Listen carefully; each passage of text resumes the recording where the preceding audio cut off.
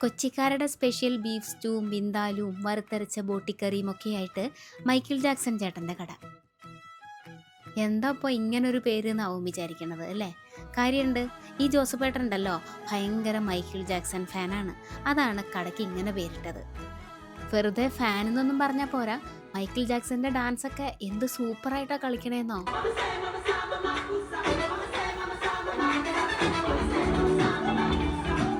പാചകമെല്ലാം Gladys ചേച്ചിയുടെ ഡിപ്പാർട്ട്മെൻ്റാണ്.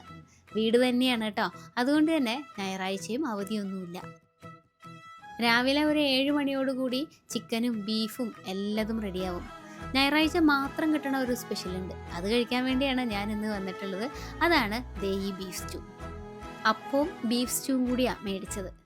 നല്ല തേങ്ങാപ്പാലൊക്കെ ചേർത്ത് വെച്ച സ്റ്റൂവിലേക്ക് അവസാനം നെയ്യിൽ വറുത്ത അണ്ടിപ്പരിപ്പും മുന്തിരിയും കൂടെ ചേർക്കുന്ന ഒരു പരിപാടിയുണ്ട്. അതാണ് ഇതിൻ്റെ സ്വാദ് ഇരട്ടിയാക്കുന്ന മാജിക്. പുട്ടിൻ്റെ കൂടെ പോർക്ക് വിന്താലുമാണ് മേടിച്ചത്.